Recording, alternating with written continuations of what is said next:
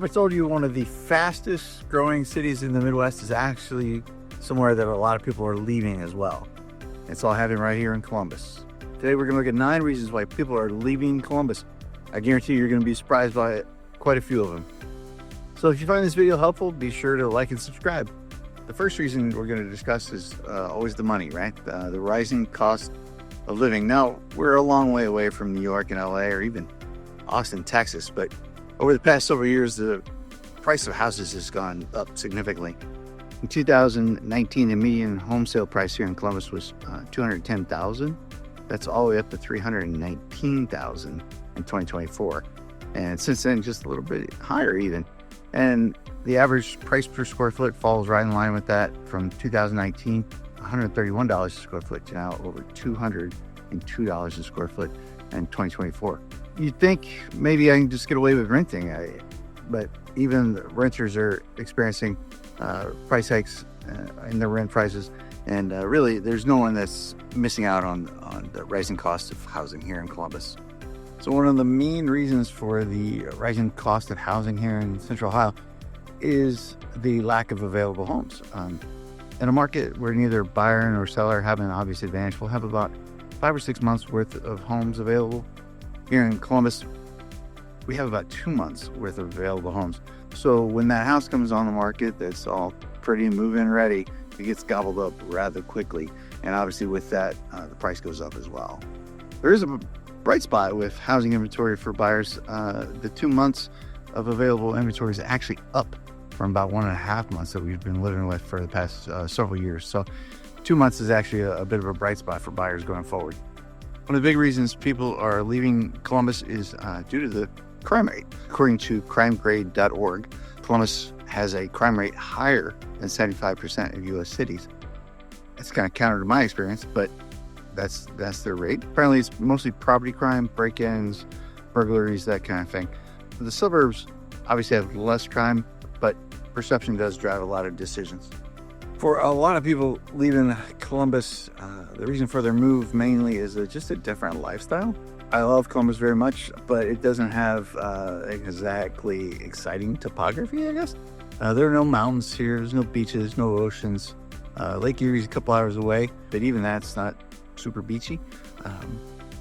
So people a lot of times leave when they retire. They go to warmer states. Sometimes young folks want to go to a cooler city, so to speak.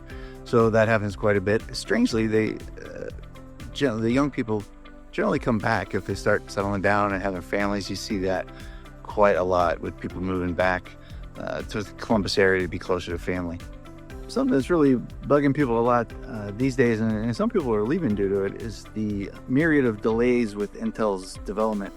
Ohio 1, originally a $28 billion development of promised 8,000 construction jobs at a big tech boom here in Columbus. So far, well, it was originally supposed to open this year, 2025, with the first fabrication facility. Now they're saying 2030 or 2031, and the 8,000 construction jobs are down to like 1,200. There's a lot of frustration with workers and politicians and leaders here in the community that this is not going as well as we'd hope. Intel insists that they're still committed to the area, but there's just a growing frustration with the delays. There's a lot of pluses with Columbus, but one of the real downsides is how car dependent Columbus is, and this is driving some people to just leave for more mass transit friendly cities. Here in Columbus, the average commute is about 22 minutes, but that's actually pretty good. It's better than the national average.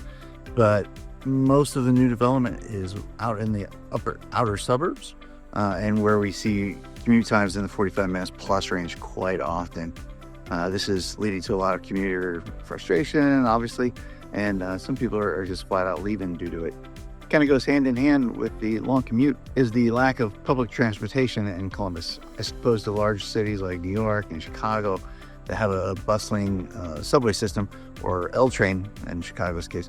Columbus's only mass transit is really the Dakota bus system, which for what it is good. It actually has won several national awards for doing what it does. What it doesn't service very well is the suburbs. It's very difficult to catch a bus out in the suburbs and get to anywhere you would want to go. very easily, whereas driving your car could take 20 minutes, riding a bus is going to take you like 45 minutes to an hour.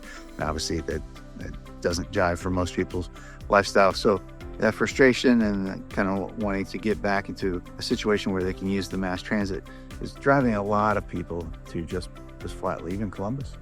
Another kind of traffic or commute related reason is that the growing traffic in general, not just on commute, but kind of in your everyday driving around Columbus.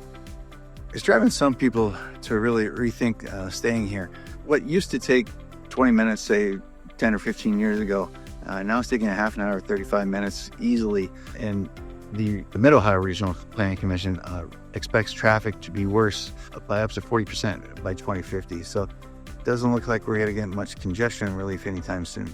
This last reason people are moving, I think is kind of a cop-out, but I can understand if someone's not used to it, and that's the weather. Here in Columbus, most of the time it's quite pleasant. I'm here on a nice fall afternoon shooting this video. It's very, very nice.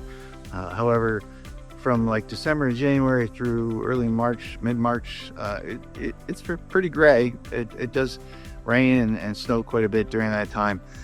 22 inches of snow is what the statistics tell me, and 39 inches of rain over the year, which sounds like a lot, but especially with the snow comes and it might be there for a day or two and generally melts pretty quickly. But the long gray winter does kind of bring out the seasonal depression, and some people like to get away from that very much. Those are the 9 reasons people are leaving Columbus. Don't get me wrong, Columbus is still a very growing, vibrant city, but to say we're not losing anybody is not true. Many people have their reasons for leaving, but many more people are choosing to enjoy what Columbus has to offer. I'm Craig Balster with the Balster Realty Group in Keller Williams, Greater Columbus. If you find this video helpful, please like and subscribe as always. And if you're thinking about moving to Columbus and would like to see what draws people here, please give me a call. I'd be happy to sit and chat.